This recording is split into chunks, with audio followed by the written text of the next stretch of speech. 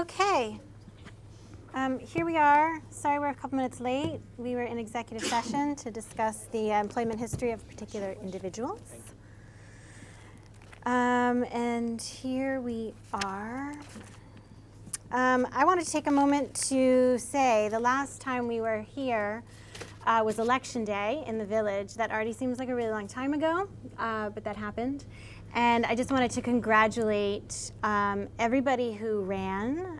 The Cold Spring Village and the Nelsonville Village boards were elected, and I think we all can appreciate how hard it is to run for public office and how important it is. So I just wanted to thank everyone who did run, congratulate the winners. Let's see if I get this right. Marie Early, Fran Murphy, and Mayor Dave Morandi were re-elected. Congratulations to them. And then Bill O'Neill, Mayor of Nelsonville, and Alan Potts, the new trustee. Is that all correct? So we look forward to continuing our relationship with the village boards. So thank you for that. And we're going to go into our budget presentation. Okay.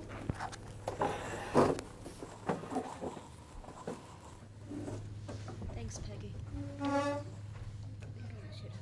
Oh, sorry. Yes, you do. Thank you.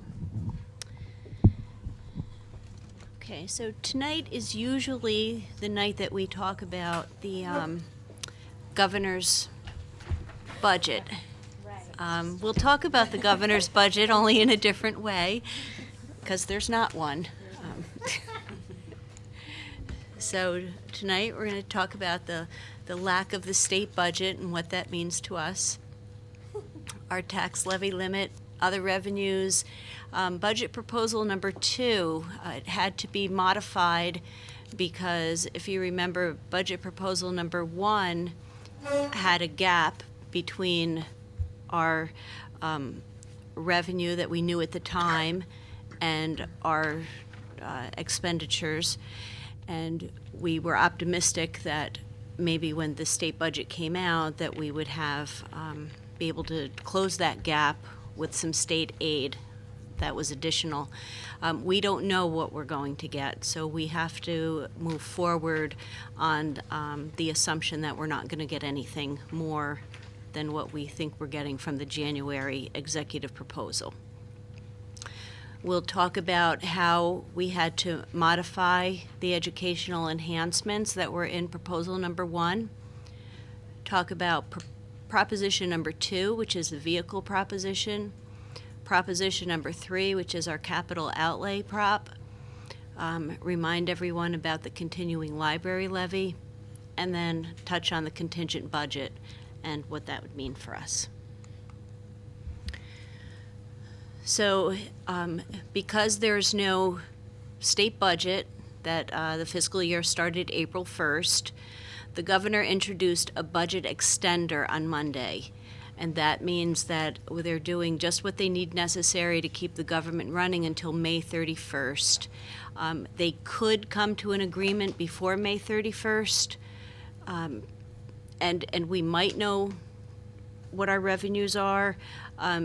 From what I'm hearing, it doesn't sound optimistic that we're going to have state runs before we have to adopt the budget. So moving forward tonight, that's what we're going to really focus on.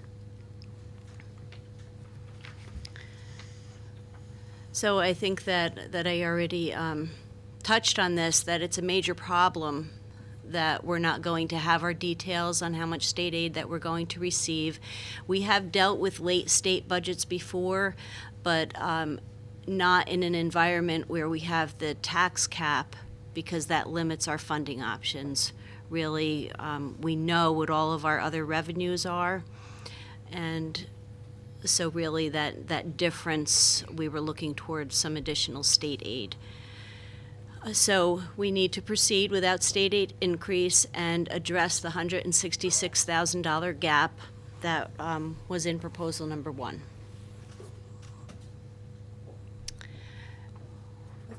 Proposal number 1 did take into consideration that we were going to have the maximum allowable tax levy increase. It's for 17-18, it's 2.23%, and we will be keeping within the tax cap so that eligible homeowners will get their reimbursement for next year. I don't know when those checks go out. We know that it was really an at random thing. Some people, I think, still haven't received them in the state for last year's taxes, but they do say that they're coming. So out of the other categories of revenue, the category of significance is tuition that we get from other districts, specifically Garrison. And we have an estimate, excuse me, of how many students will be coming for next year and how many are graduating. So I was able to add $40,000 of revenue to the revenue side of our equation.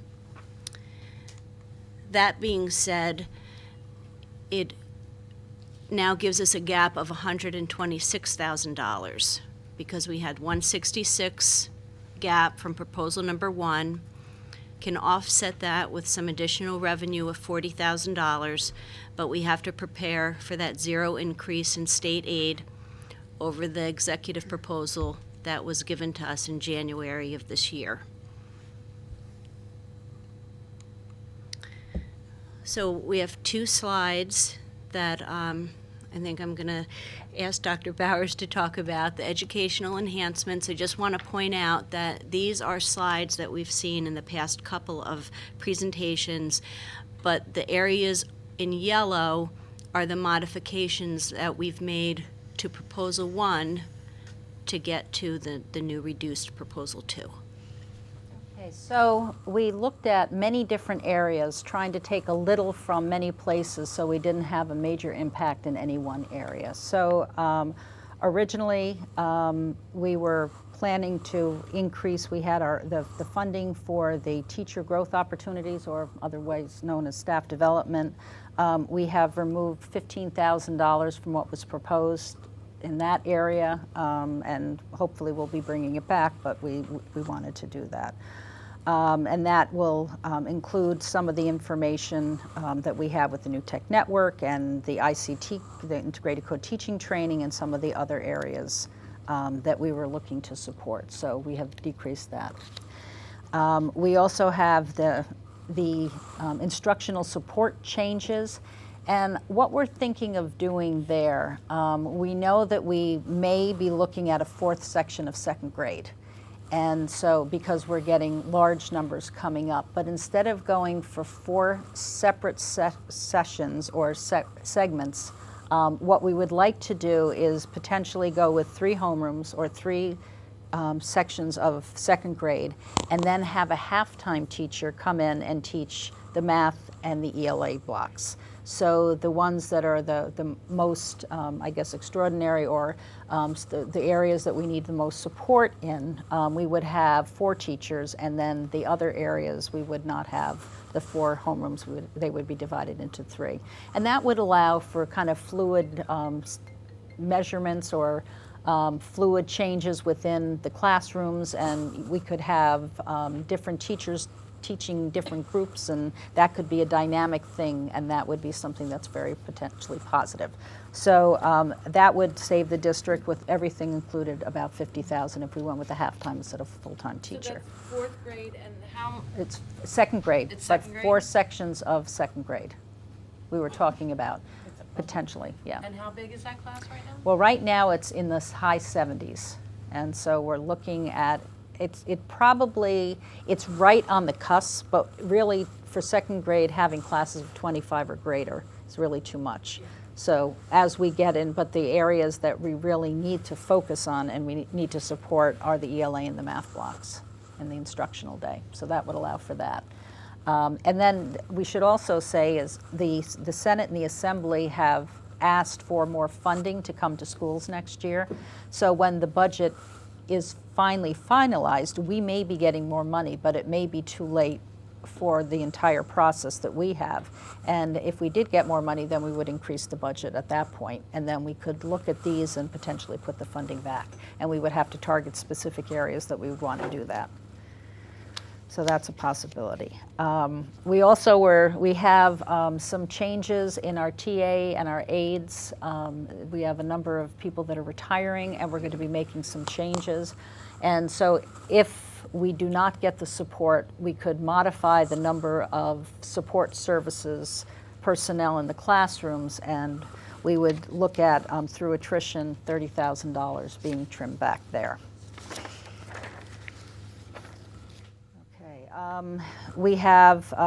We've been talking about, and we had equipment allocations as we start to make different types of learning environments within our classrooms and our strategic plan. We've been buying new furniture that allow kids to kind of reshuffle and to work in different types of instructional areas.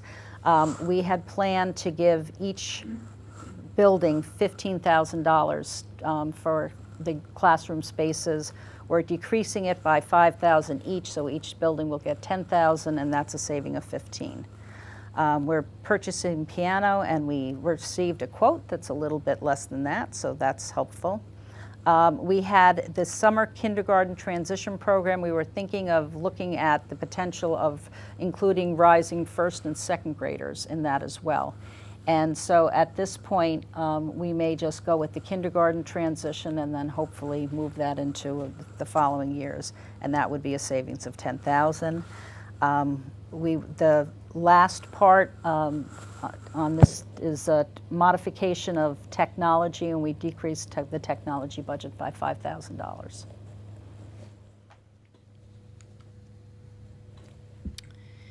And so I should say that all together, that makes up the deficit.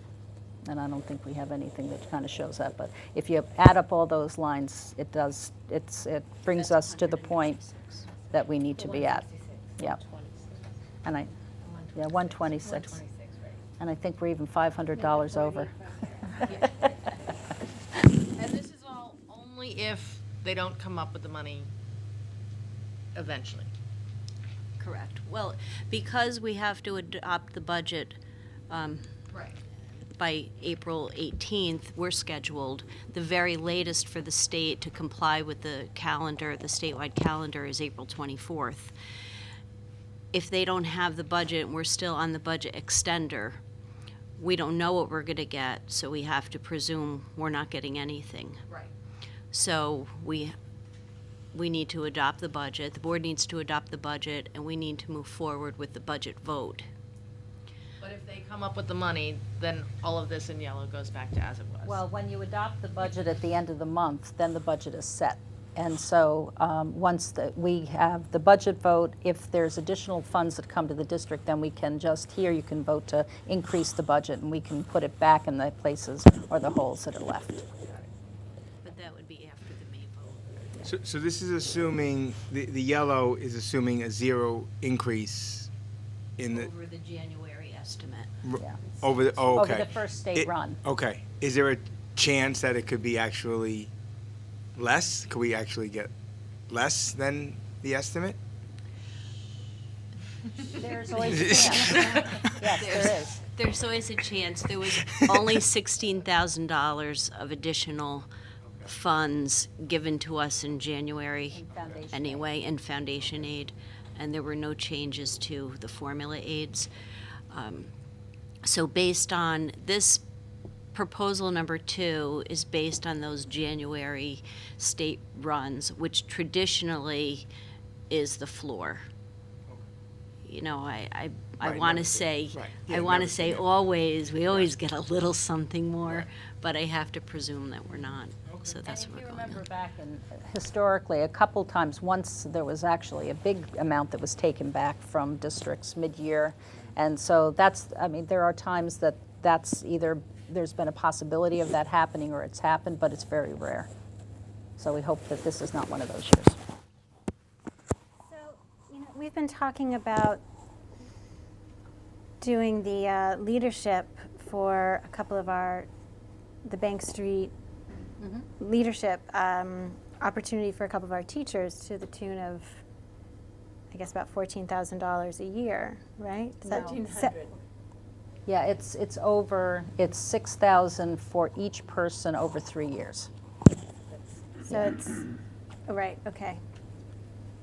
So that ends at Yeah, $4,000 this coming year. this coming year. And yet in this plan, you're suggesting that we reduce teacher growth opportunities by $15,000. So I guess I'm just wondering where that fits in for you in your thinking. Is that $4,000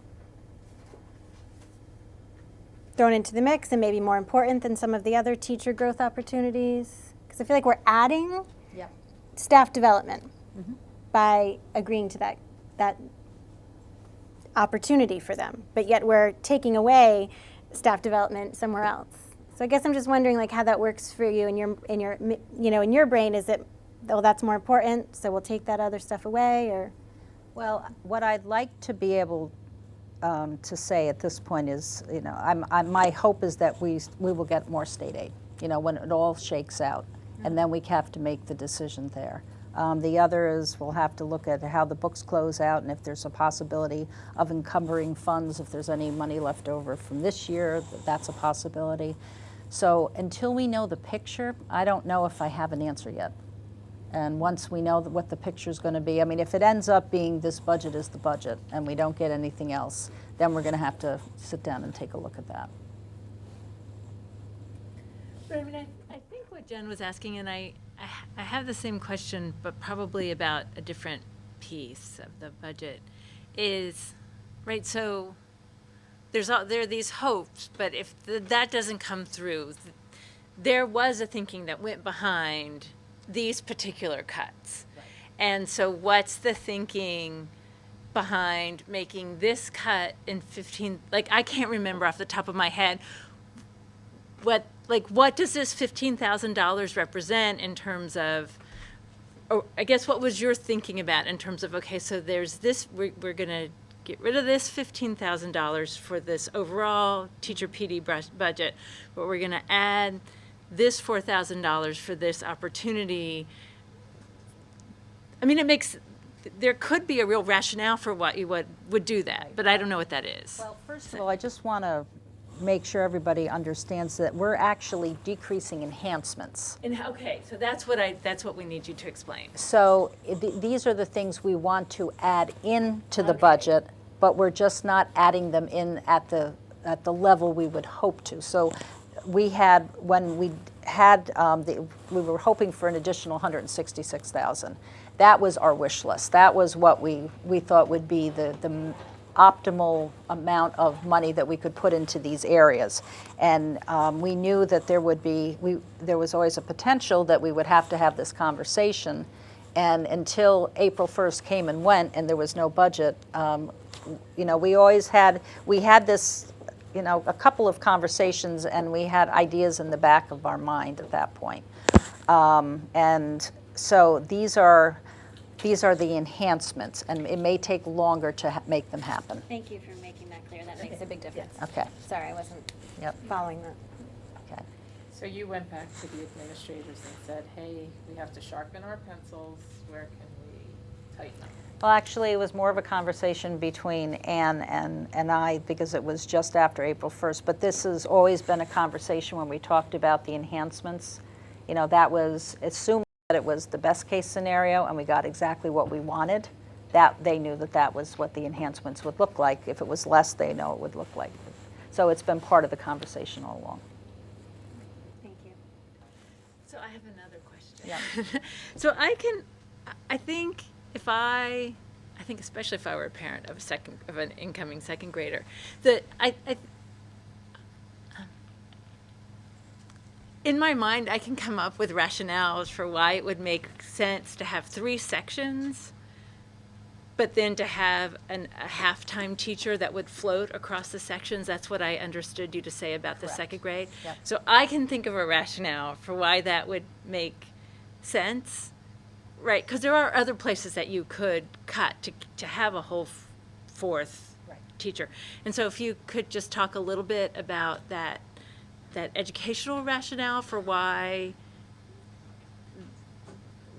you think it makes sense to economize in that way instead of, again, I know it's all, I know it's really hard. I'm not, but I am actually asking a hard question, I guess.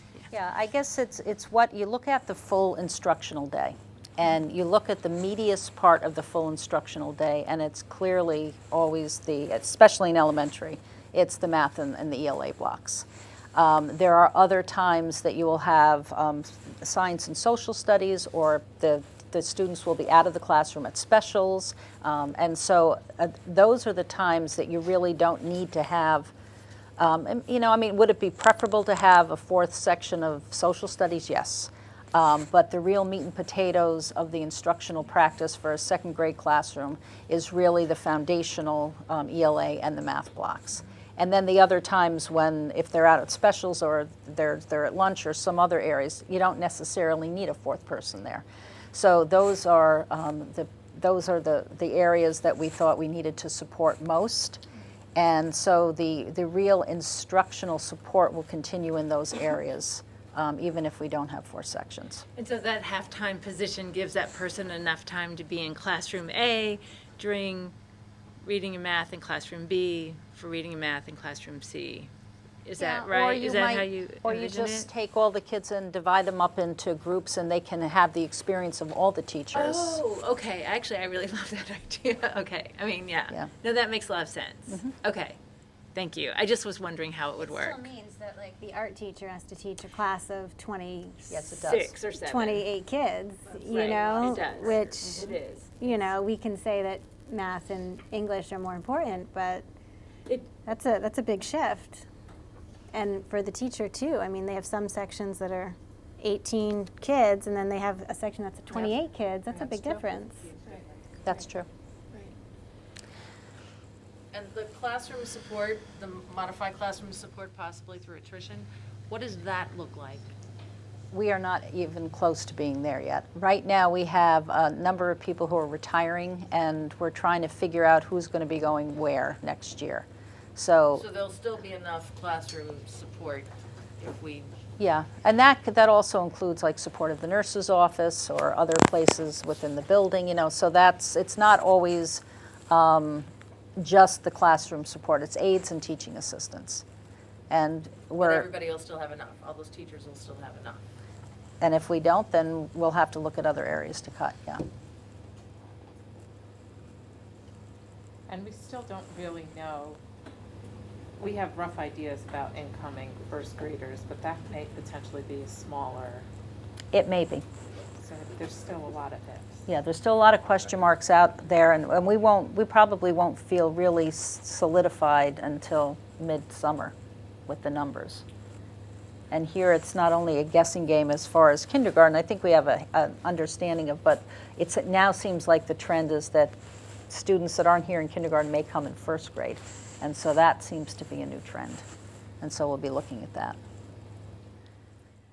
Well, I'm just going to go on record as saying I think that class size isn't something that's like an enhancement. I think it's something that's, it's not like let's add a club or let's add a something. It's Especially that age. it's part of like what we need to do, in my opinion, for educational soundness. So if everybody, the administration feels that the class sizes are tenable as they are, then that's a different thing. But if you guys are saying that as the class sizes go up, we need to do something else because it's too big, then that to me is an enhancement. That's something that we just need to do. So that's just my personal opinion. But I think that as we look at these numbers of what to cut and what not to cut, that I would say that there should be a little shifting with that. Personally. So am I hearing that you would like us to look at the other areas that we could potentially move more and bring that up to the full value? That would be my personal opinion. I am the parent of an incoming second grader, so full disclosure. But Like I said about the first grade, we still don't know those numbers. We still don't know kindergarten numbers. If those 2 grades happen to right now, there's 3 sections, we're budgeted for 3 sections of first grade. If we're at 48 kids versus another grade who has 78, you know. Right. Oh, then you that's where the juggle. other teacher could come Then you from. juggle. Yeah. There are a lot, yeah, there's still a Right. lot of unknowns. But if, I mean, we can look at the other areas and pull from them as well. I mean, I had, like, even, and I don't typically think it's really our role to get down into this, you know, Well, in detailed. this type of situation. But I it have to it say, is. I wouldn't buy any new furniture. I mean, before I would not. I mean, that's just again, I don't know, but like if I was a second grade parent, I think it would be hard for me to understand why this district was buying furniture when in this district, my second grader was in a class with 28 kids. I mean, 28 kids in New York City is a totally different thing, right? But this is a community where people don't expect their kids to be in classes with 28 kids. So that's that's the hardest that Yeah. So that would be a $30,000 shift. But I think there's room in here for a $30,000 shift. Well, that's what I'm saying. That's Yeah. it's just simply by not buying furniture. I mean, and I guess if you think about it as a luxury. Yeah. I think Class that gets size is not a luxury to me. Like Yeah, making sure we have manageable class sizes, that's a have to. New furniture is a luxury. Do we have currently 4 first grade? 3. No, 3. 3. Yeah, it's So- just, Just 3 big classes, but I think there's an expectation that more kids are coming, so those big classes will get tipped a little. and there are more packets that are out. We've had requests for packets, so although we don't have a full number, we do know that more are coming. And how many kids are currently in first grade? I know you've said that, but I don't remember. Honestly, I would have to No, take a look. But Jen, how many kids are in?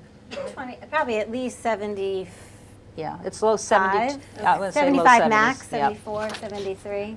I would have said 72, but it's over 70. Yeah. Okay. Well, we can, I mean, I know you're having to do this, like, you It's know, a continual it- puzzle, it's and a it might be continual completely puzzle. It different is. next time we talk. Right. But the that's next time we just some talk, thoughts. you also are adopting the budget. The budget. So, I mean, we have to figure out this. So, okay, so then we'll move that 30,000 and then we'll look and find where we can bring another 20. Yep, That would be great. Okay, I think that's appropriate. And hopefully, okay.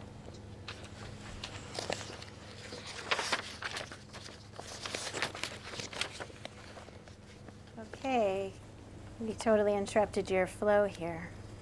That's right. Because we need Oh, to. you're on your favorite part. Well, we need to know it Yeah. for next time. Yeah. So if that's what we've decided, that the furniture that would. is gone, is a Yeah. luxury, we're not gonna have that. Okay.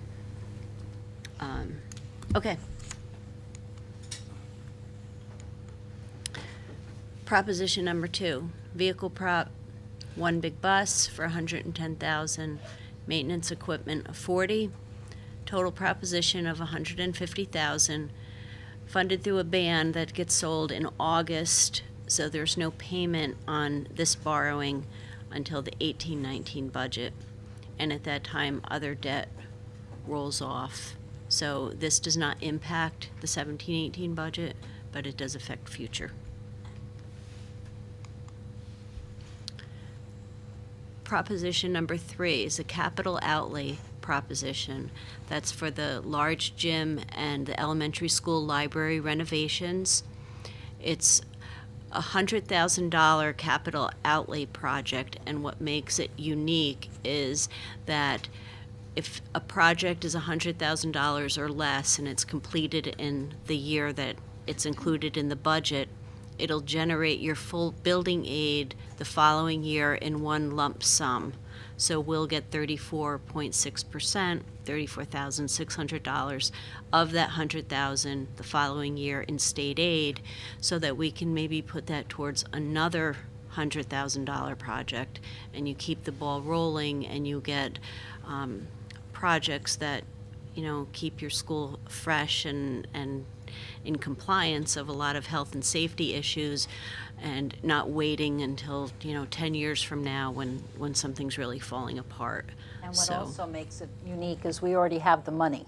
Right. The money is sitting in an account, and we are asking, and we have over $300,000 in the capital reserve account. We are asking the taxpayers to allow us to release $100,000 that's already there. So the money is there. We can immediately do the projects. We're hoping to have them done in the summer, and then we will have the money come back the following year.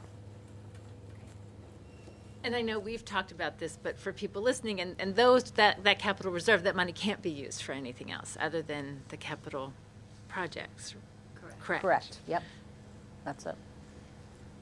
So, yes, as Dr. Bowers just said, the money is already there. It was put there at the end of last year when there was some fund balance. We just need voter approval to allow us to spend it. Just a reminder on the library levy that was passed in May of 2015. We will collect the taxes and pay them to the library annually. This isn't a separate vote. Once it's voted in, it's there perpetually.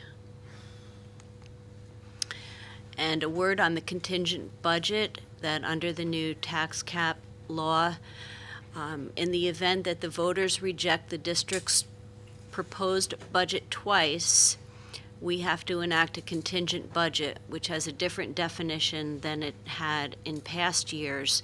The contingent budget will have no increase in the tax levy over last year.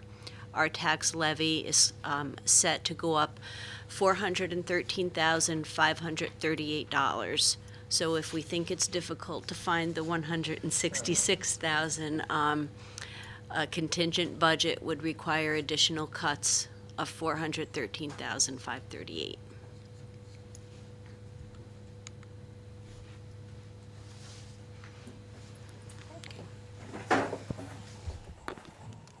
Are there any questions from the public about the budget? We kind of asked our questions along the way, but is there anything else anyone would like to ask? We're good? Okay, so we're going to go into the superintendent's report. Okay, this is going to be a pretty meaty superintendent's report. As you know, we've had some staffing changes over, kind of unprecedented staffing changes that is very unusual for the middle of the year. And there were, for many reasons, we've made some changes within the district. As you know, Mr. Carucci has resigned as the high school principal. And so we are going to be filling the position as the principal with the present administrative staff. And we actually it's going to be more of an administrative team coming together and working in unison to meet all the needs of the high school. Both I will be there on a regular basis, as well as Mr. Salam, our Dean of Students, is there, and he's also our athletic director. So we will be, either one of us will be in the building at all times. And the way it looks right now and how we've kind of scheduled it out, I will be there Tuesdays and Thursdays, full days. Mr. Salam will be there in the morning to the early afternoon, Monday, Wednesday, and Friday, and I'll finish off the day there. We also have Mrs. Sniffen that's going to be helping us. She's going to be working with some of the staffing shifts and the schedules for next year, and she will be helping us with the creation of the master schedule. It's already begun. We're kind of partway through it, and she will help create that with her expertise as far as technology. So I think that we will be calling on, at times, Dr. Shoa, Mr. Harrington, but we will always make sure that everything that has been a traditional Haldane tradition and for the end of the year for all groups will continue to happen, and we will hopefully make the best of the situation. It's unfortunate that this is a situation, but we will make the best of it and do whatever is in the best interest of our students. So that's the first staffing change. We also had a couple of changes in the elementary kind of middle school. It was almost a domino where we have a teacher that's being moving into the library as the librarian. As you know, we have not had a librarian all year. We are actually right now in the hiring process for a new librarian, and hopefully we'll come up with a finalist very soon so we can have somebody there. We're doing this as the first hire this year because it's the most difficult hire it seems to have been over the last couple of years. So we do have a teacher that will be finishing the year in the library. We also have a teacher who was in 5th grade that is certified as an English teacher, so we'll be moving into the 8th grade. And we have somebody who is not a certified librarian, but she is a certified elementary teacher that will be helping with 5th grade. So those are the staffing changes that we have for the year. And right now I think we're all very, I think we're comfortable that everything that we need to have happen will happen with the staffing changes as they are. Dr. Bowers, can you talk a little bit about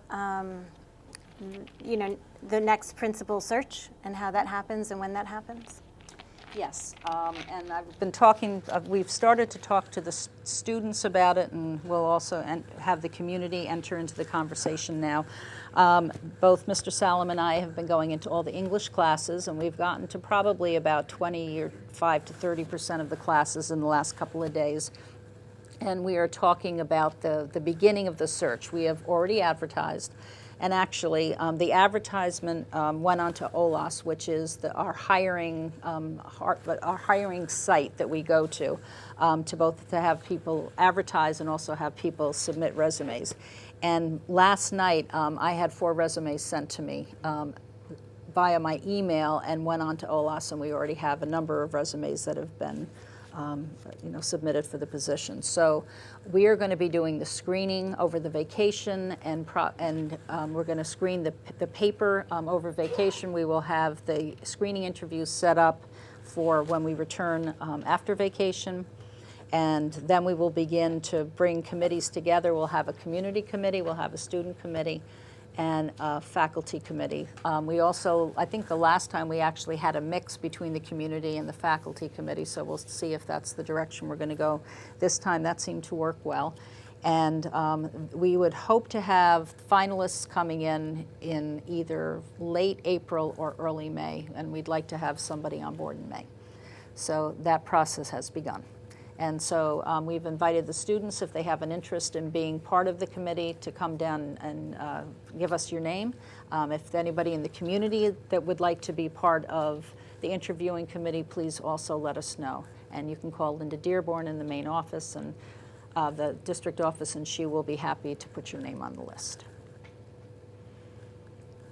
When you say on board in May, you mean You will committed approve for them.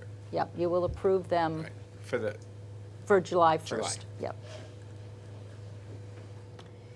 Okay. Are there any questions from the public? I have a feeling there are some people here for the, yes. Mr. Carucci, his And I'm sorry, would you mind, it's not that we can't hear you, it's just so that they can tape you for at home. It's just a quick question. Yep. The letter we got that Mr. Carucci resigned was dated March 31st, but on the board site it says June 30th is his resignation. How does that work? He submitted his resignation now, Mm-hmm. and he will be officially resign on June 30th. But he's not at the school anymore. He's not at the school, no. So he's paid through June 30th regardless from... There is an agreement that we have, yes, that allows Okay. for some payment. Yep. Okay, and that's typical of any? Okay. Thank you.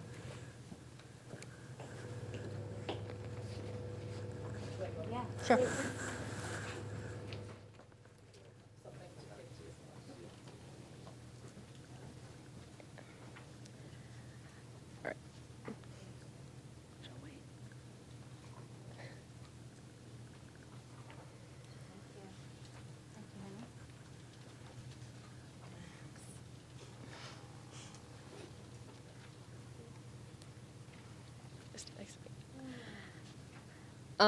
Hello, good evening. My name is Abigail Duncan, and I am the junior class president.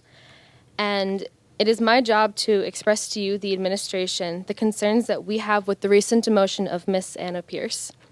We have recently been informed that Miss Pierce has been moved to the library instead of teaching her regular 8th grade English class, effective after spring break, all because of a complaint made by a few students.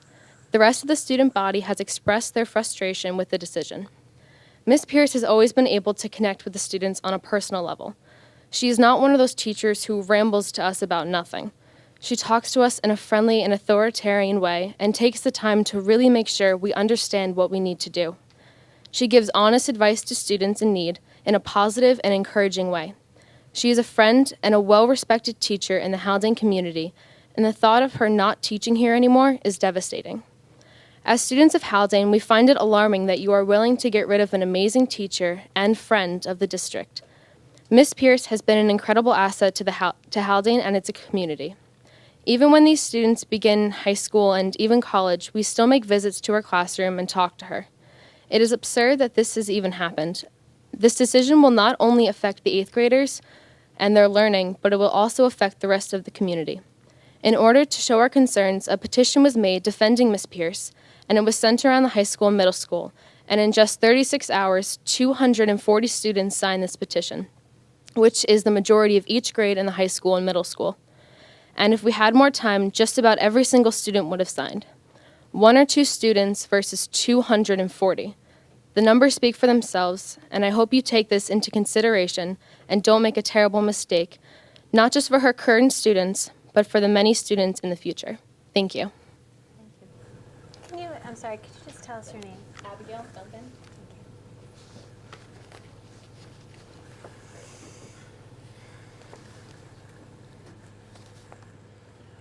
I really appreciate this, Abigail. This is really brave and committed for you guys to gather together and make a statement and bring it to us. I really appreciate it. Thanks.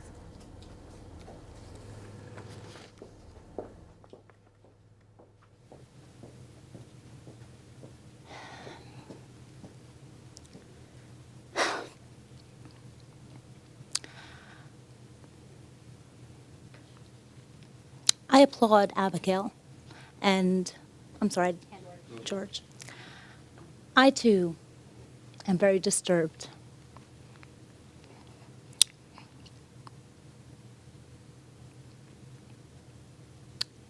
By the decision to dismiss or to remove Mrs. Pierce. And I would wholeheartedly sign your petition because I agree with you. I don't think that it was sufficient cause. If indeed it's about that one incident, then it really feels like there should have been another remedy, certainly an apology for a misunderstanding if the students in question believe that they were being called gay. I mean, that's not what that term means, but certainly if there was a misunderstanding, an apology would have been appropriate. But to derail her career and to remove her from the English department,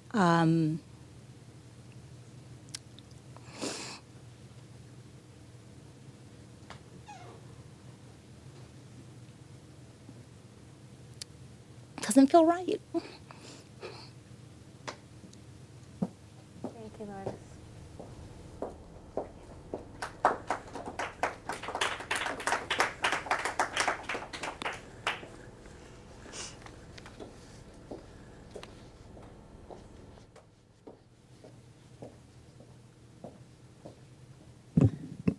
I, too, certainly feel the same way about Miss Pierce. She is a shining star in the middle school.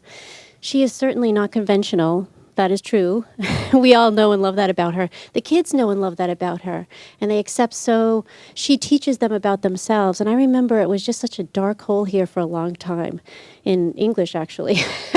And I remember John going into her class and coming out like sparked and in love with English. And that says for something about who she is, especially somebody who had been shut down for a lot of years. And I just want you to hear that my kids they don't talk about it. They're boys. They don't talk about, they're like, yes, good, no, maybe.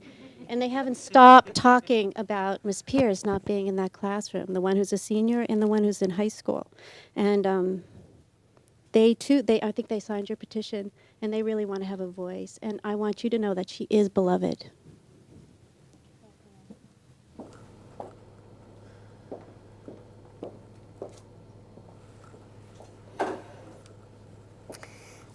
Is there any further comments? Any comments from the board? Before. I'll just say that I really appreciate your words and that you guys have come here and shared your opinions. It's something we all hear loud and clear. I'll also say that it's hard to discuss personnel issues, especially in a, here we are, like, in such a public forum, but there's a lot going on right now in personnel issues, right? There's a lot of stuff going on with Mr. Carucci's resignation and the changes happening at the middle school and elementary school. And I would like you guys to know and everyone to know that those changes are made very thoughtfully. And Dr. Bowers has led the administrative team really with expertise and with compassion and with experience. And the board has been informed of all of the details along the way. And Dr. Bowers really has our support in her decisions. I don't know that your outpouring changes anything. That will be something that we can discuss. But I want you guys to know that the decisions that are being made are thoughtful ones, and there's a lot of levels and layers to it all that not everybody sees. So I hope you have a little bit of confidence in that the decisions aren't being made willy-nilly.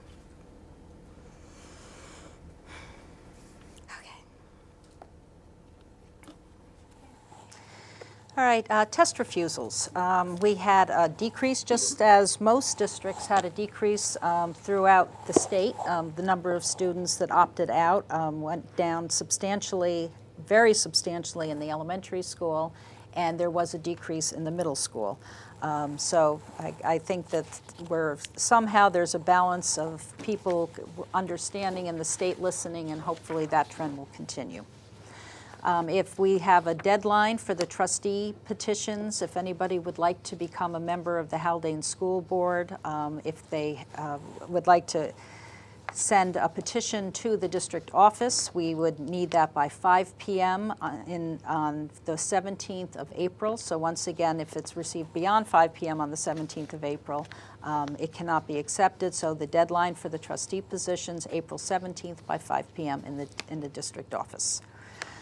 We have the next Board of Education meeting will be Tuesday, April 18th, and we will be talking about adopting the budget, and we're going to be also looking at the property tax report card. And so if you have a continued effort or a continued interest, in our budget, please come and spend some time with us there.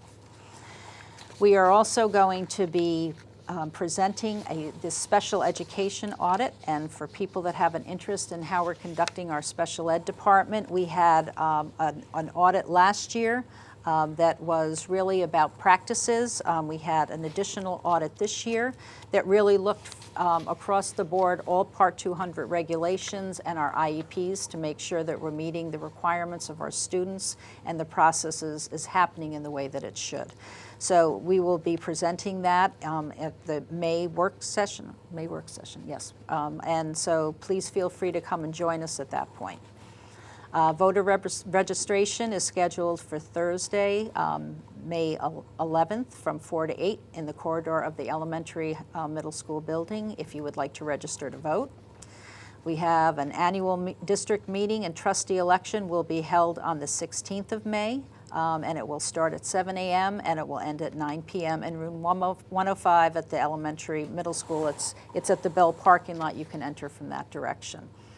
So the board will convene in the music room following the closing of the polls, and we will announce the results of the vote and if there is a trustee election at that point. We just want to remind parents that there is a makeup day on Friday, May 26th, because of the 5th snow day that we had. So originally, Memorial Day was going to be a 4-day weekend. It is now back to a 3-day weekend. So we just want to remind you of that. We will continue to be talking about the proposed referendum that we're asking the voters to support this year, which is taking the $100,000 from the capital reserve to do upgrades of the large gym and the library. And we will also be talking about a very necessary bond referendum that will be coming to the public and into conversation as we continue on through the spring and into next year. And it's for necessary things like the heating system of this building. The heating system of this building, we had the new boilers put in years ago, recently, but a few years ago. But now we're having a problem with the piping with the steam and the water. And we've had our 5th pipe fail this year. And when we went in to look at the pipes, we realized that the experts are telling us that that's going to continue into many years as we go through if we do not do something different. So we're going to be looking at a new piping system. We're looking at replacing the windows in the elementary school and a number of other really very important and necessary things, modify the bathrooms that are in that were put in the 60s for both the boys and the girls in the elementary. So there's some necessary changes that if we don't make them now, we're going to have a problem in the very near future. So, and we're also potentially going to be talking about some additional space in the future, but we're not at that point yet. We're also in the process of getting bids and RFPs for a student transportation study to make sure that we're doing what we can do to be the most efficient we can be in the transportation of our students. So all of those things are coming up. Did we get another? You weren't happy with the original? Right, so we have 2 additional companies that we're contacting, and they're going to be sending proposals. And who came on recommendation?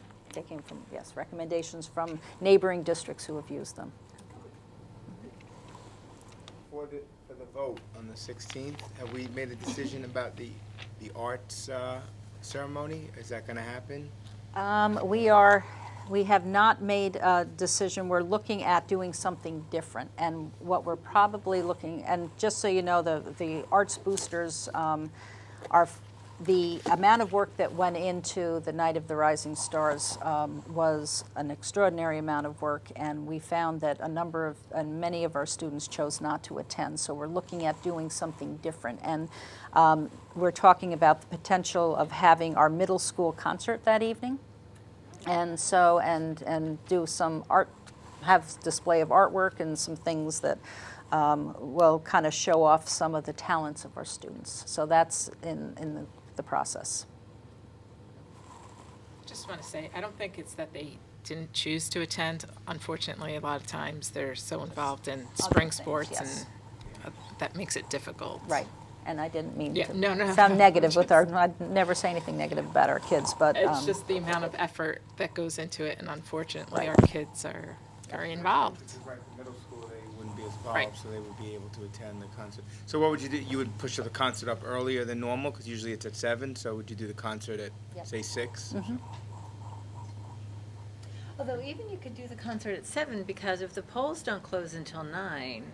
But we usually don't have results till about 9:30, and we Yeah. kind of start the meeting though at 9, right? To like do whatever Yeah. business stuff we need to do. 8:30, 9. We do basic business. Right. And Jen, you're opening the polls, I'm opening the polls bright and early. Yes. and I closing the poll. But you want Are you? after the concert for people to go to. I think I think it's usually Somebody that. has to. I think it's Or- usually the same person, isn't Okay. it? It's typically the same person. Yeah. Last year, I did not. Neither of us did it because we were up for election, Right. which is why we had Evan do it. He opened and closed the polls Right, last year. right. Usually, I think the Oh, okay. board president does it. Yeah. Okay. So Julia and I will be there bright and early. And all my Snell, you're with us. Okay, so going into information reports, the financials are there for everyone to review.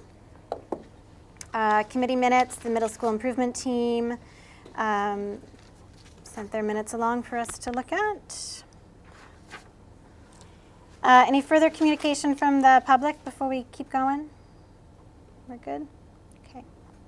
Consent agenda minutes. Can I have a motion, please? Second. This is to discuss the minutes of the Board of Education meeting held on March 21st. Any discussion? All those in favor? Aye. Consent agenda financial. May I have a motion, please? Motion. Second. Any discussion? Did we get an answer to Peggy's question? About Jackie Taylor? Yeah, about the 2 principals versus 3 principals? Yes, no, we haven't. The question's been asked, but we haven't received the answer. Okay, so we'll approve it as is, but if it And then we can changes, modify, we yeah. can modify. Okay. All those in favor? Aye. Aye. Consent agenda personnel. May I have a motion, please? Motion?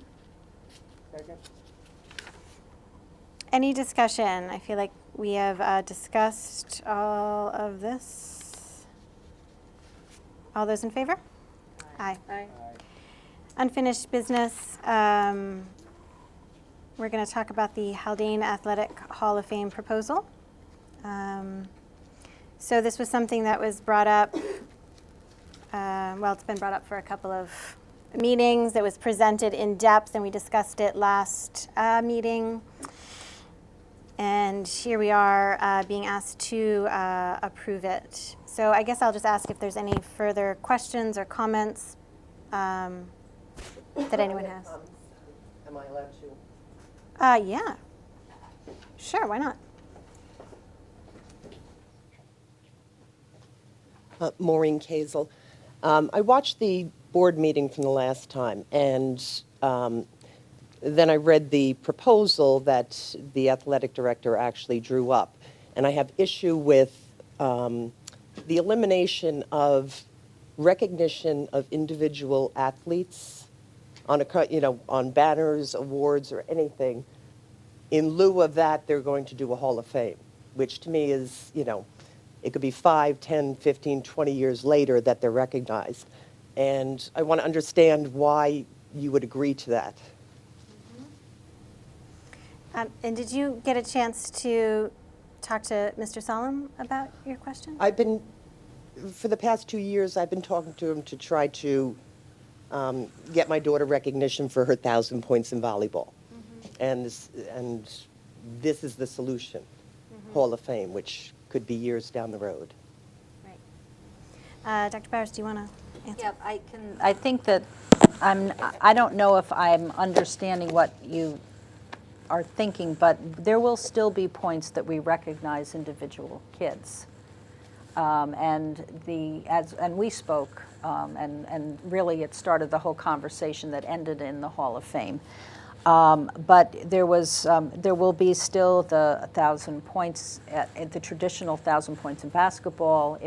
I know when your daughter made her 1,000 kills, there was recognition at that point when it happened. Whether it's recognized in a banner, I think, is a different question. So it's not that we're going to stop recognizing our athletes. We will continue to do that. I'm talking about banner. I'm talking about, see, I take real issue with the basketball team, and the proposal by the athletic director is that their banner will remain, their athletes will continue to be recognized because it's a tradition. And he doesn't want backlash from the community by taking it down or stopping to recognize them, but yet will not recognize exceptional athletes that do something else in the future. How is that fair? Well, we will recognize them. It's just not in the form of a banner. But why not? I think that was explained in the conversation. I don't think it was. Yeah. Well, I understand. I know that you're Can you asking. answer me? Or? I'm explaining. We are supporting the recommendations of our athletic director, and the committee actually came together and they did look at the potential option of banners. For a number of different reasons, they opted to go the direction that they're going. So They will continue to recognize basketball and track and field, is that correct? They will the traditional, what has been tradition will continue to be tradition. And we will have, in situations like when Kelly made her 1,000 kills, there was recognition at the game when that occurred. So that will continue. And I feel certain that some of the awards that have been in the case are now gone, that had any individual recognition. Is that correct? Oh, I don't believe so. I recall Derek Odell having a football with 1,000 rushing yards. Some things are missing in the case now. Do they just move those things around on a regular basis? I can't answer that. I'm not aware of any of that happening. What I'm seeing is the school moving towards, let's be all-inclusive, therefore nobody gets recognition on the walls other than those that were traditionally there. Anyone, any athlete or future athlete in the school, the parents and the students will have to wait minimum 5 years for a Hall of Fame nomination, but it could be 15, 20 years later. Right. That's it. Okay, thank you.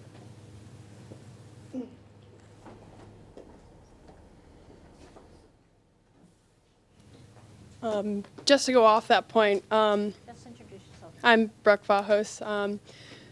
So Kelly was my sister, and she's been one of the greatest volleyball players to go through this school, probably for the next decade, and I hope that there's other volleyball players to go through the school that are also as exceptional as she is, also in different assets, but there's also been phenomenal athletes in different sports, such as like Chelsea Lysicatos, Aiden Draper, many athletes that have attained records through the school that no other athletes have.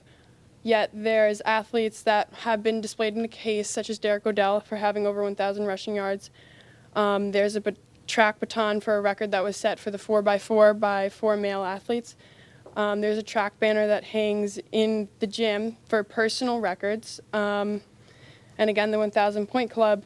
And Mr. Solom's point is that we shouldn't have athletes try to strive for individual records and individual achievement because it would halter or not encourage team participation, which is in no way true, because if you're striving for a personal goal, that's in no way harmful to really a team effort, but it's also, in the case of volleyball, you can't attain 1,000 kills without the participation and without the success of the team. And I feel like if you're going to continue to recognize 1,000-point basketball players, yet leave out any other sport who has exceptional achievement, it's an unfairness and a bias towards a certain program, which only kind of shows our students that there's a more importance left on other programs. And it does seem biased because those programs are run by teachers in this school. And I love the teachers that run the basketball team. I love Mr. Vergidamo and all those people who happen to coach and also teach at this school.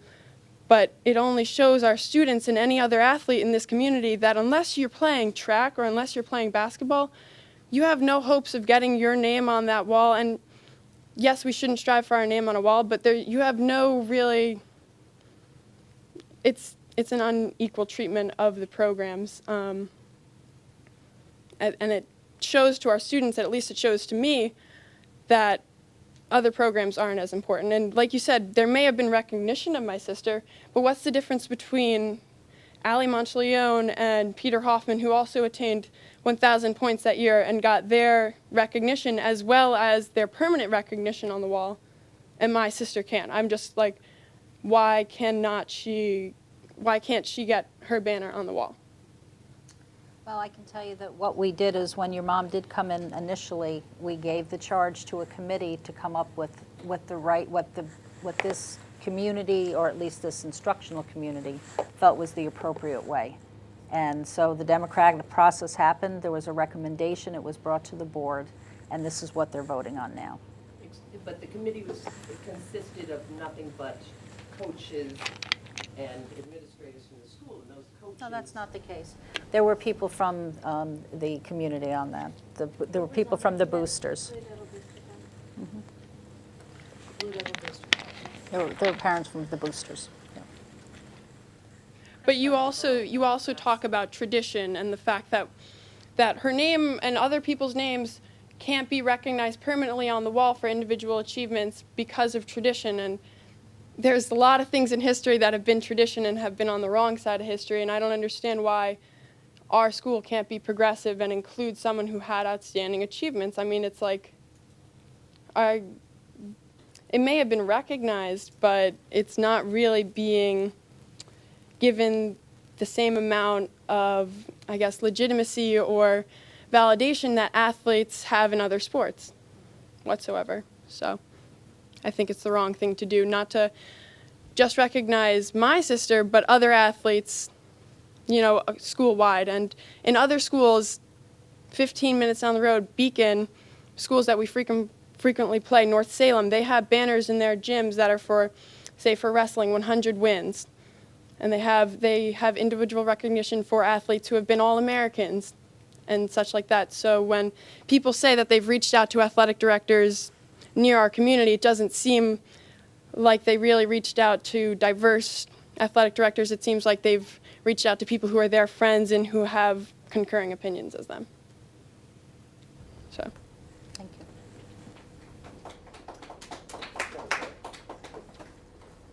Actually now have a comment about the proposal.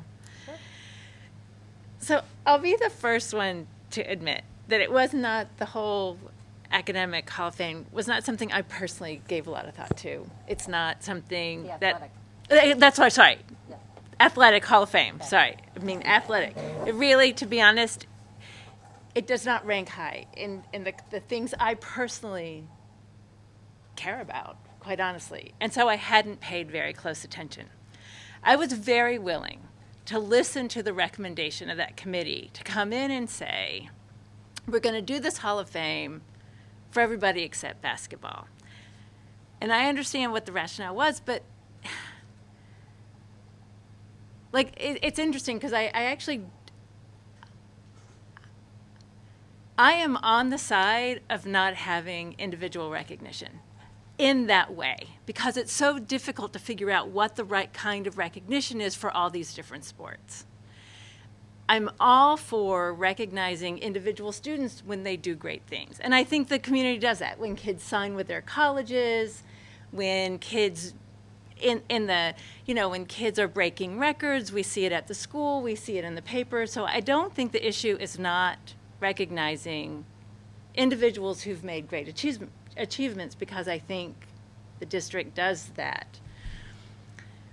But I am really recognizing the inconsistency. I mean, I fully recognize that, like, I am throwing a big wrench in this process, but, like,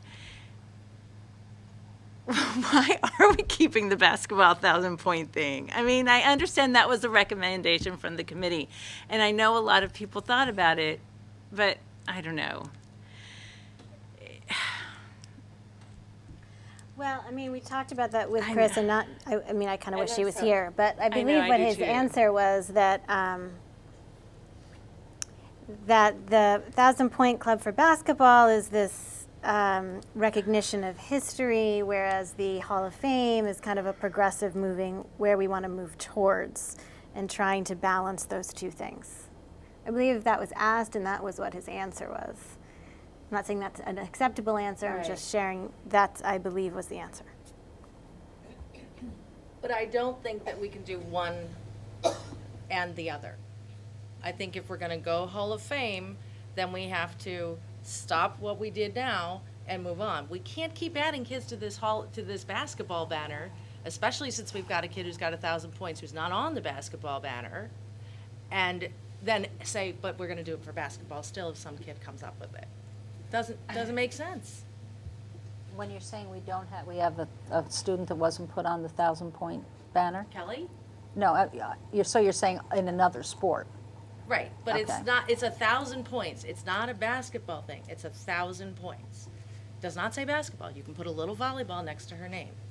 The banner says 1,000-point club, not basketball. Just because it has a little picture of the basketball doesn't make it a basketball club. So I mean, I have a somewhat different opinion. And I don't know. And then there's the track banner, which Which it's going to go. That's my understanding. The That's track banner's going. coming down. That's actually the one thing. The Which track means banner's going. The only thing we're keeping is basketball. And the track banner was only added recently. Yeah, Because they felt that they had no recognition. And it's not up to date. Right. That was only purchased maybe 2 or 3 years ago. Yeah. But why do you need to eliminate any of them? Why can't you just add two? Create a sports banner for volleyball and, if somebody gets a certain number of digs or a certain number of kills, they get their name up there. The same with soccer or whatever. It's not gonna take up huge amounts. If you go into any of these gyms, there are hundreds of banners. And it's more. But that's actually where I do stand, like, in that way, I do stand by the committee's general recommendation based on a lot of research by Mr. Salem, by conversations with, a lot of research, a lot of conversations was getting rid of those individual recognitions because it does become, my understanding was it does become somewhat arbitrary, and it was a move that I do stand by that recommendation. Even if that is the case, then the 1,000 points only goes against that idea. So then you have to get rid of it. Right. Because you're saying it's wrong to have it up there and get rid of the basketball then, which is not what I want to happen because I know all these kids, they're wrong. But, you can't be a hypocrite about this whole thing and do one and not the other. When an exceptional athlete comes along in any sport, and you don't have to sit there and pick whether it be they scored so many goals in soccer, just an exceptional athlete that's a step above everyone else. That's what you want to recognize. And that's a Liz Cotto in softball, that's a Kelly Bajos in volleyball, and that's what you should be recognizing. Well, something that was also something we talked about was that it's not always about how many points you get, right? There are kids who are really integral to teams that aren't the ones scoring the goals. And that could be what the Hall of Fame is for, and there's no issue with the Hall of Fame. The issue is that if we're going to keep recognizing individual athletes for only 2 sports, then why should we keep it up there when no one else gets recognized for their individual achievements on other teams? Right. So, you guys are bringing up good points, but so I'm almost sometimes it's like back and forth. So like you are making points for both sides of it. No, I know. I'm just saying. I'm just saying. We're not against the Hall of Fame. No, I know that. So one has really nothing to do with the other, and the point is that how do you all these other sports? How are you going to honor them as opposed to where we are now? And that's a good point as far as with the banners that's up there. But they are 2 separate things. That's what I'm trying to get at. Right. They are 2 separate things. So we can discuss the Hall of Fame. You can go one direction with the Hall of Fame and without affecting the banner. You can move forward on the Hall of Fame without saying, okay, if we do the Hall of Fame, that means the banner thing has now been resolved, the Hall of Fame was approved, and forward. So one has really nothing to do with the other.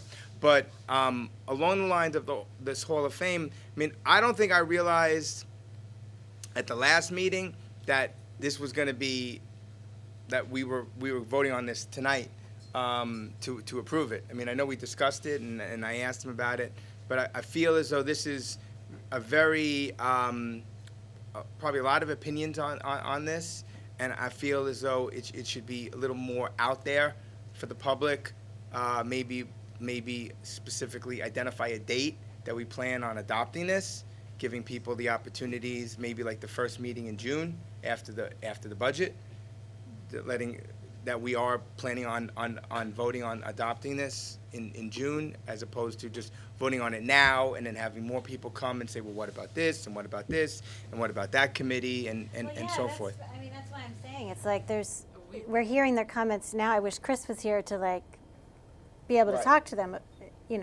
Right. So. I thought we weren't really approving it. I thought it was, you were presenting it, and then once it got added to the athletic handbook, that's when we approved it. I thought that's what we discussed last time. I think there was enough thought and concerns regarding it that we needed to have at least a nod that the board wanted to go forward with this. So it sounds to me like we're not ready to vote on it yet. I mean, I think that if I were going to vote on it, I'd vote on it in a way that I think, to me, and maybe Chris does need to be here again, but at the time I saw it, it is inconsistent. I actually do need a better explanation about why you would have an academic Hall of Fame, but keep, sorry, God, I'm sorry. That's a whole other conversation. Why you would have an athletic Hall of Fame that recognizes all the issues related to this. It's not a lack of recognition, but this memorialization, right, of like a certain kind of athletic success, but then keep one kind. I mean, I don't know. I mean, I'm not being very clear. I know there was a committee, and again, we have a committee, but again, if this is why I say I think we need more opinion from the public, because, I mean, I too agree that, I know we talk about with the Hall of Fame, Baseball Hall of Fame, all these things, it's 5 years, I get that, but when you talk about a high school Hall of Fame, you know, I know it's a small community, and a lot of people in this community have lived from generations, but also a lot of kids are going to go to high school here, going to go to college, and may not return to this community. So, you know, why the 5-year thing to me, like, why not? Like a graduating senior entering the Hall of Fame on their way out. I mean, why not? I mean, And we asked him that question, I think, and he had said that, or maybe Dr. Bowers answered it, but there was discussion about wanting to make sure that they kind of continued their, status as a good citizen in the community or moving but forward. what if my, what if a family, what if a family, their kids graduate Haldane and they move out of the community, and so they don't live in Cold Spring anymore, so that means that doesn't diminish what they did when they were a student here. So No, I think he had said that he would bring them back, like, as a big celebration at the homecoming. Who's gonna, like, let's say I know a lot of people who come back at homecoming. But you're saying, but my point is, if a great student athlete leaves the school, I mean, I know 5 years later, I never returned to my high school. Okay, That's what he was trying to instill. But that shouldn't be. But it's not about. So the Hall of Fame is going to be for people who stay close to the community. Like the Hall of Fame is for the accomplishment. And again, but you know what? My point is, and it shouldn't be. We're not on the committee. So my point is, she made the point. I'm agreeing with that point of the Hall of Fame. That should maybe be looked at. Maybe more people.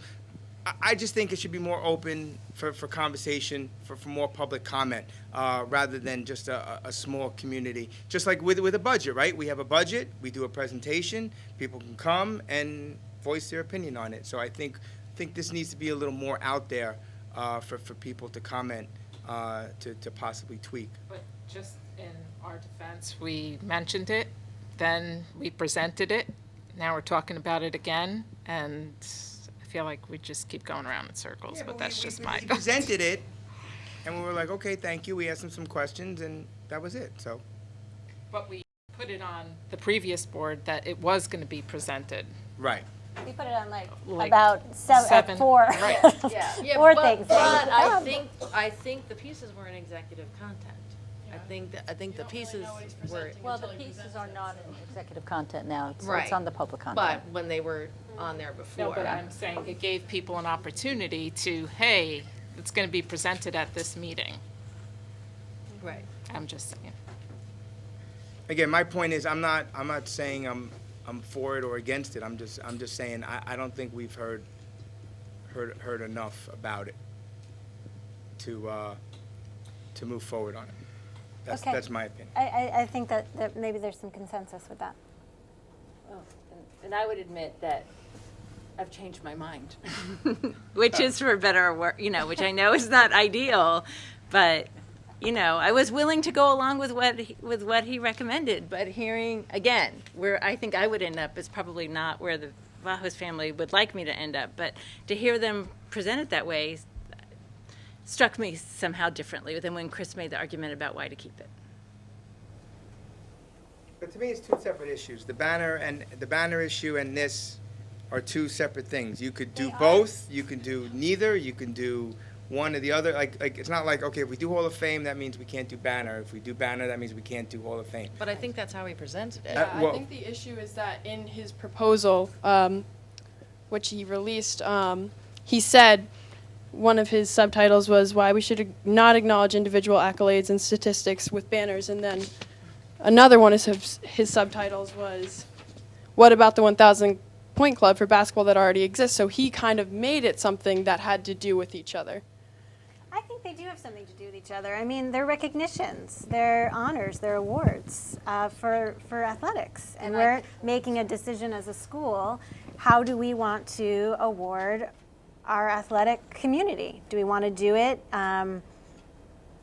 per sport? Do we want to do it per goals, assists, whatever? Do we want to do it more holistically with more than just what happened in the game, what happened at practice, what happened at, team sportsmanship, the whole picture? And I think that's what we're talking about. So I do think that they do relate to each other. I think we're deciding how do we value athletic awards? What do we think is important about them? And I see the contradiction. I mean, I would lean more towards the no basketball points club. I mean, just like if that's what we're saying as a community, that what's important is the whole picture. But I would also like to say that the reason why the conversation began to begin with is because of our conversation. And when there was concern, I asked Chris to then go and create a committee that could look at the issue and come up with a recommendation. The recommendation was not necessarily the recommendation you were hoping for, but the reason why they are intertwined is because the committee came together to take a look at all options, and this is the option that the committee has recommended. And so that's why, yes, there is a connection, but you're absolutely right. The one doesn't have to excuse or supersede the other. If we can do both, if that's what it was, what the choice was. But right now, what the recommendation is for the Hall of Fame.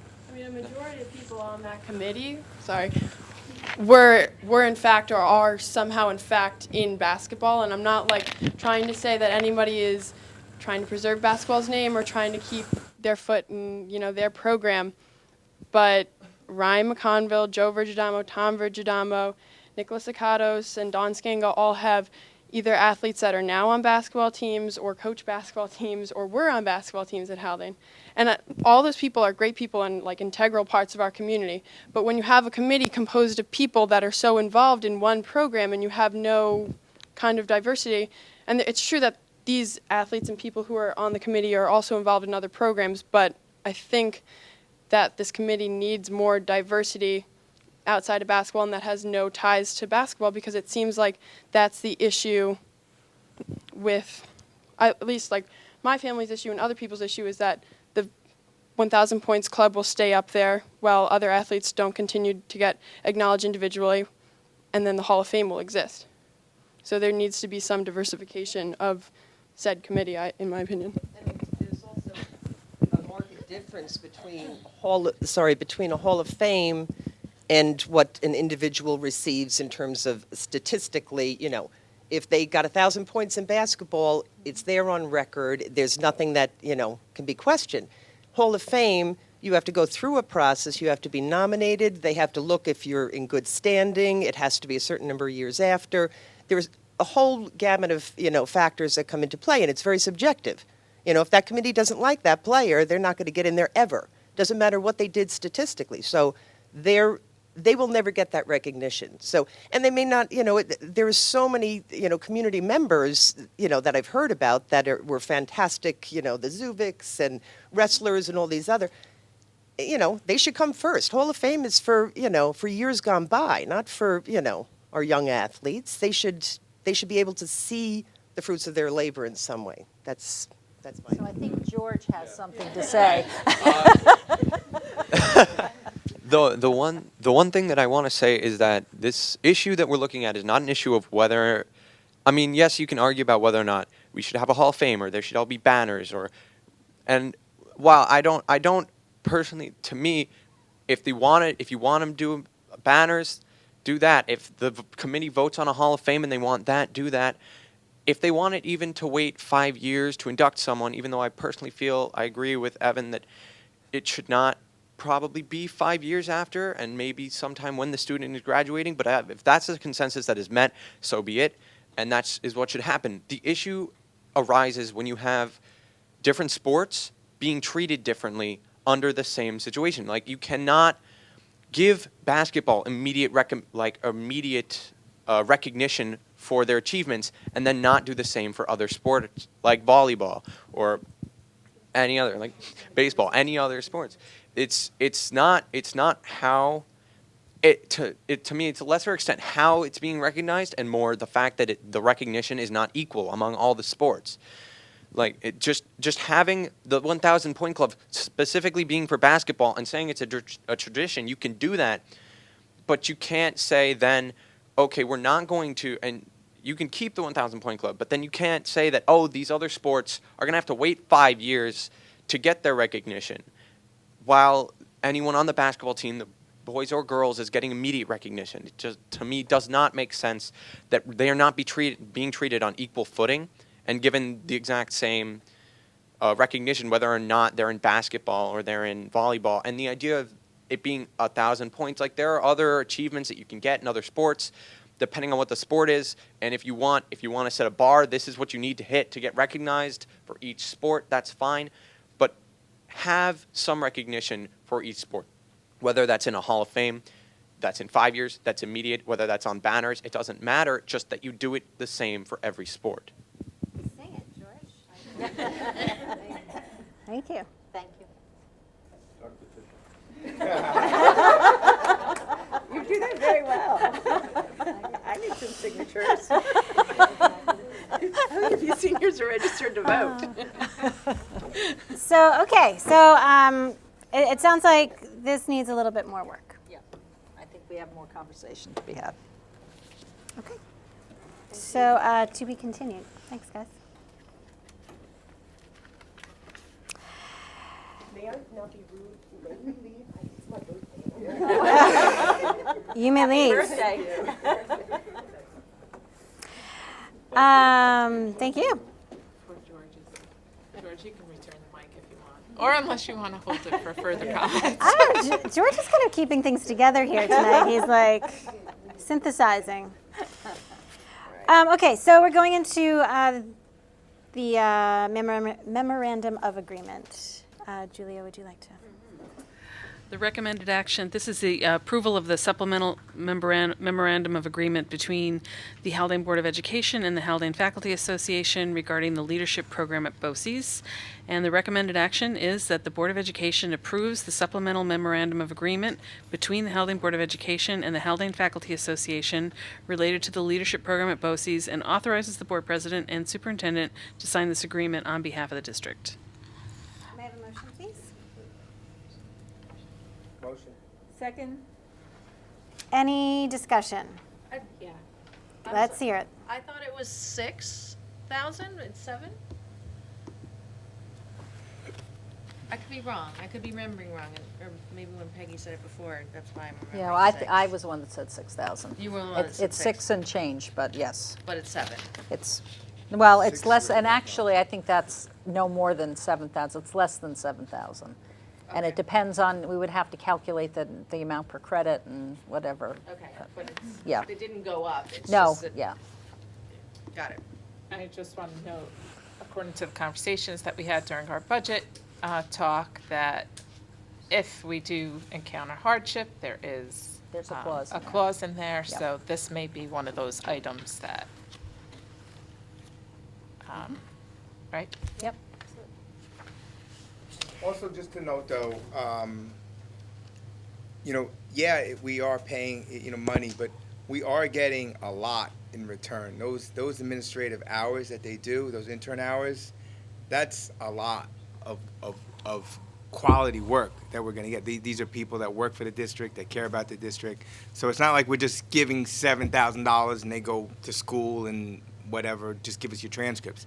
We are going to get a lot from that work. So, you know, there, I'd we, like we to are, see we are, what that's gonna look like. I'm not sure that we're really there yet. I think we kind of came up with the idea that we wanted them to be able to do the work here, right? Well, there's an internship that goes along with this program, and I've probably had 10 different students go through this program that did their internships with us. And it depends on what's needed at that time.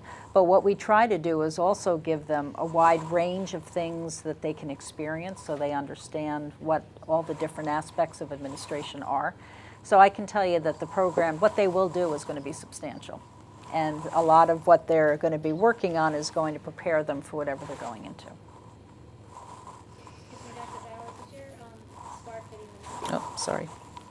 Not anymore. Wardrobe. So over the years, maybe we can add something where, I mean, obviously they have to keep a journal or log of their hours. Sure. So They do. I don't know if we just want a full copy of that, or maybe at the end of the year, like a summary of what they did and so forth that could be shared at a board meeting. Sure, and I think that there will be presentations because we're going to give them things that will help kind of move us in different directions. And you know, the change process is a big part of being an administrator. And so we want them to experience something from the beginning to the end. Great. Okay, guys, are we actually ready to vote on this one? We've been tearing this one apart for a couple meetings. Yes. I'll make a motion. Second. We did that, and we were just in discussion, and I was just about to say, all those in favor? Aye. Thank you. Any more communication from the public? Yes.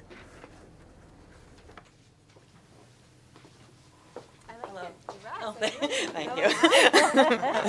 Thanks. Hi. So I just want to.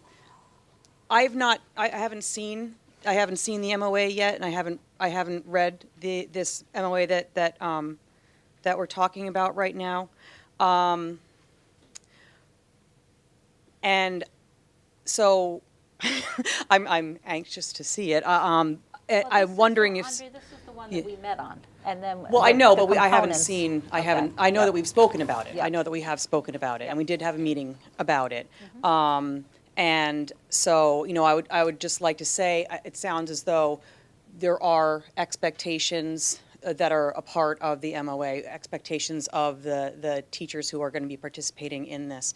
And I'm just wondering, is there also going to be included an expectation that, like, in the future, if this is offered again, that it will be something that's going to be available to everyone? That's because that was part of our conversation as well, that this is something that would be. Unfortunately, you weren't here at the last meeting, but I asked that very question. Okay. And the answer was yes. Okay. Yeah. Okay. And, you know, I think it's important to say, because I know that there has been kind of conversation back and forth, but the people who are going to bear the fruits of this conversation are ones that approach the district. Yes, yeah. And I'm aware of so, that. and these are people that really had an interest in becoming administrators, and when they came to us and asked about it, we went to the board and we looked at what we'd done in the past, and we were trying to support our teachers who wanted to move into a different educational setting. And so I think it's important, whether it's if somebody wants to come and pitch the idea to us, we're willing to listen. We're willing to open it up to the entire the teaching association, and anybody else that would have an interest in going I mean, through I it. just think Yeah. that is really the most, the latter is the most, you know, fair and equitable way to do it. Because, you know, for me, you know, I personally have been a member of the HFA. I've been here at Haldane. This is my 7th year. So I wasn't aware that such a program even existed. But I know there are people who have been here longer that they were around Actually, when. one of the people sitting in the audience here. Correct. Yes, that that's went correct. through the Yes, process. yes. Yeah. But what I'm saying is that there are many members who just may have had an interest, but just weren't aware that something like this existed. And so I just think that it would be wonderful if moving forward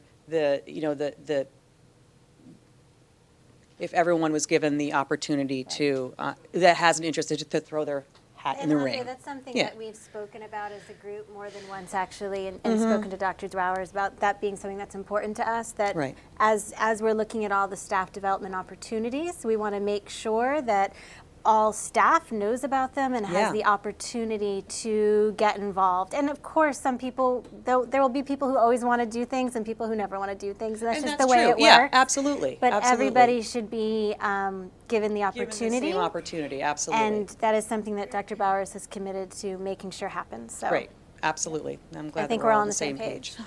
All right, thank you.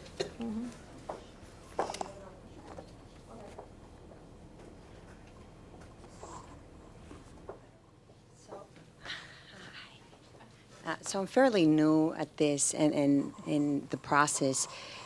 So can the board approve an MOA that hasn't been signed by the HFA president? I can't sign it till they approve it. Okay, so is that how it works? Yeah. So you approve it and then you sign it and then the If president it's signs? something that gets approved by the board, then they empower me to have the signature, and we go through that process, yes. Thank you. You're welcome.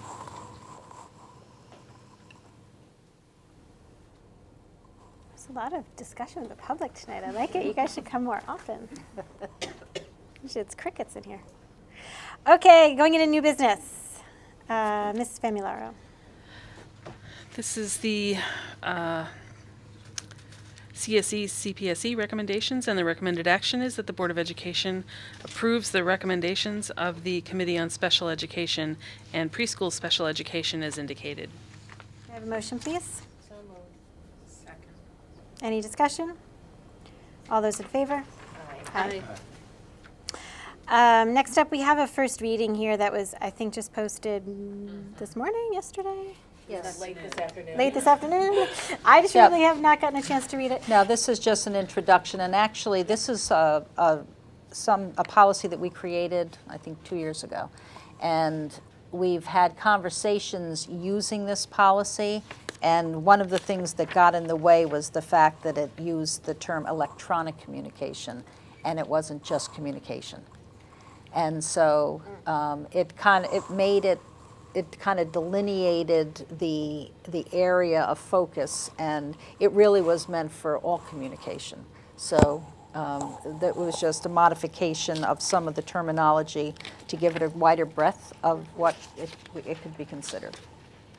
But this is just an here for our introduction. information. We'll read it and talk about it next time around.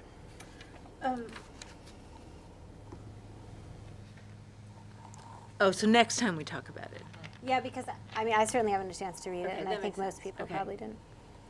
There's no rush to, it's just Yeah. a modification of what we had. And the last thing here is that Melissa Seidman asked if the board would like to come to her high school classroom the week before the budget vote to speak in general about being on the board, what it means to be on the board, but also about the budget, because she will then take her classes down to vote the following week. So it's kind of good timing. So she asked me if I would like to come. I said I could come. It's we have a schedule for Thursday, May 11th. And she has morning classes and she has afternoon classes. I told her I could come to the afternoon classes. I cannot do the morning classes. So I'm wondering if anyone here is available to do the morning, or if anyone would like to join me for the afternoon. There can certainly be two of us there. It doesn't have to just be one of us. No more than two. And you can think about it. I told her I would get back to her. So What day? Thursday, May 11th. I know the So school has the- a weird definition of morning. Morning, yes. To me, morning is anything before like 7:30 to 9:30 is the morning slots. See what I mean? Yeah. The afternoon slot is from 12:15 to 2:15. So those are the two kind of time slots. I have inserted myself into the afternoon. I'm happy to have a partner. And then if anyone is available or interested to do the morning. Should we tell her or do we tell you? I think tell me, and then I'll be the conduit. I'd be happy to do that. I'll connect us. AP exams? I guess APs she are the doesn't week have before. any, oh, they're the week before? That's the day of the high school concert and prom is the next day. No, on here it says the AP exam is the 11th. I'm not sure. Oh, really? I have them all in for the week before. It's like a 2 week. There may be students that aren't there, but the classes would still go on. Okay. I would do the morning. I mean, at this point, I can do the morning. I'm a definite no. You're definitely no. So Peggy, you could do the morning. And you guys can think about it as well if you want to check your schedules. And then I wouldn't be able. Margaret and Evan are definite no's. Laura, you want to check your schedule? And then if it's just the two of us or if it's the three of us, we can just kind of coordinate about like what we would present so that it's easy. Okay, good. Okie dokie. Any further communication from the public? Going once, going twice. We are about to adjourn into executive session. Are you sure? Are you sure? Okay, I'd like to make a motion to go into executive session to discuss the employment history of some particular individuals. I'll second. All those in favor? Aye. Great.